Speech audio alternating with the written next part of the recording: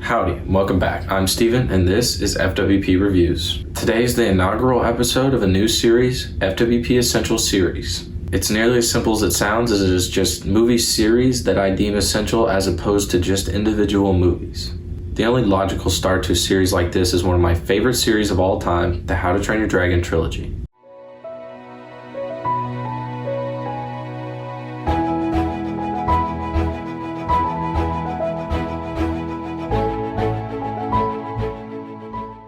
The How to Train Your Dragon Trilogy is a beloved trilogy among many circles. It assembles a stellar and iconic voice cast. It has a great DreamWorks animation team behind it. The director Dean DeBlois and the composer John Powell wrap it up into this perfect, amazing package. It has almost a timeless charm to it, even though it's not that old. It is also just a reliably good series to just sit down and watch. Without further ado, I present my video on the How to Train Your Dragon Trilogy.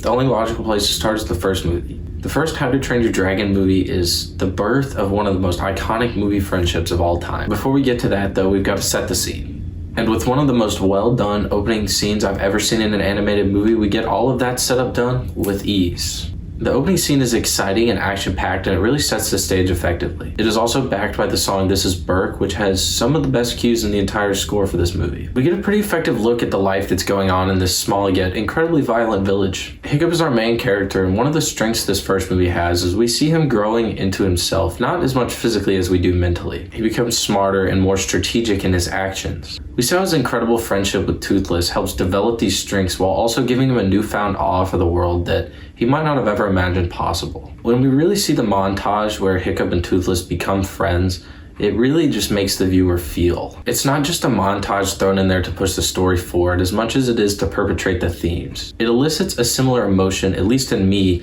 that reminds me of when you're meeting a new friend and you're going out and you're hanging out with them. It's the music and the way that it's all set up. It just feels really similar.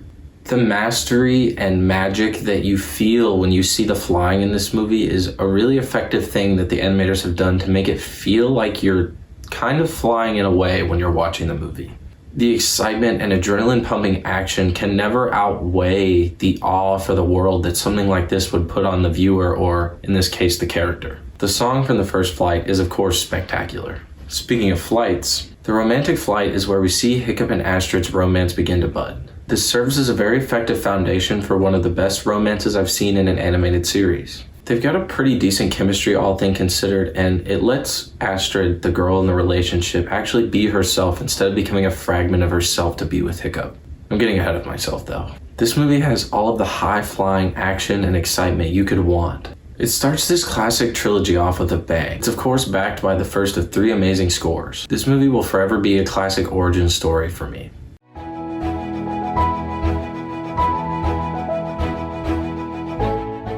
On to How to Train Your Dragon 2, my favorite film of the 3. This movie had everything the first had and so much more to me. It works to expand the world and does so very effectively. It has an effective time jump as well.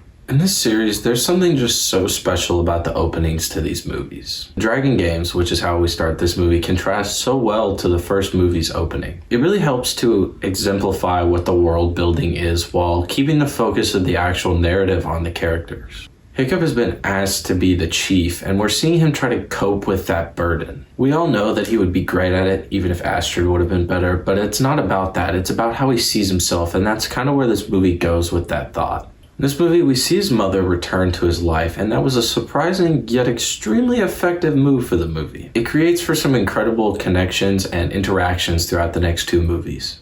Seeing the way they interact before they even know who they are is just really incredible to watch. And when they finally do put the pieces together, you can't help but feel emotional. That emotion will pale in comparison to what you'll feel when Stoic finds his wife. From the outset of this scene, you know it's going to tear your heart out. The subtle movements of the facial expressions and the words they say to each other after so long. You think he might crack a joke or be mad, yet you're still really unsure of what's going to happen. Then he says 9 words that will send any sane person reeling. You're as beautiful as the day I lost you. The scene is such an effective reunion, even though we never really saw them as a union. Following that, we see them spirited and lively and dancing to a lovely Viking song. Too bad it is relatively short-lived. Following this, we see one of the most intriguing and action-packed battles of the series. It's huge and grand in scale. Its focus is on the dragons on both sides of the fight, and it works really well. The music in this scene is absolutely incredible as well. I really enjoyed it. Then the unthinkable happens. If you've seen this movie, you unfortunately know what happens next. It's absolutely heartbreaking, but it really effectively sets the movie on the right path to the end. It's not a wasted or poorly done death because we see how the characters cope with this, and it's a really effective, well-timed death. What follows is certainly one of the most beautiful scenes in the entire trilogy, the Viking funeral. This scene is so fucking hard to watch, but it really cements this as my favorite animated movie of all time. It really has the best song ever put to screen playing behind it, and it really effectively plays off of that. It really slows the movie down to make you think about what these people are going through, and it serves to push the themes into their final and most important form in the final scene. The final scene is incredibly well done, especially when we see Toothless become the alpha. It was just so effective to see him take that mantle in this movie, and his arc was extremely effective along with all of the characters as well. I think this is my favorite animated movie of all time, and where else would it be than in this trilogy?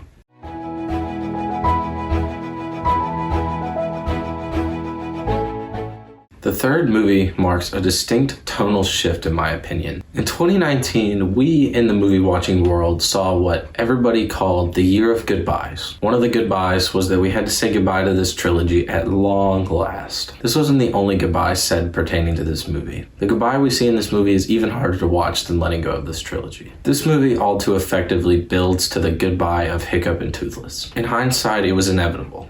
But let's rewind a little bit. The opening scene is really interesting and kind of funny as we try to see this team at least attempt to try to fight as a team. Then we see the run back to a very busy looking Burke. The shot stays close to the water until we get to the town and is backed by some of the best horn music I've ever heard in a movie. It's crazy and really intriguing to see how much Burke has changed in just 1 year. It also really effectively sets up one of the conflicts we see these people facing in this movie. The other problem we're facing gets revealed relatively soon after. That, of course, is the villain, Grimmel the Grim. I don't think I could hesitate when I try to say that Grimmel the Grim is the best villain we got in the series. The first villain was really just a punching bag of a dragon. Drago, the villain in the second movie, was really effective, but Grimmel the Grim is just an entirely different beast. This is the first time in the series we see a villain seek out conflict with our group rather than our group running to fight for somebody's protection. They're on the defensive for the first time at no fault of their own. Grimmel is also a really poignant look at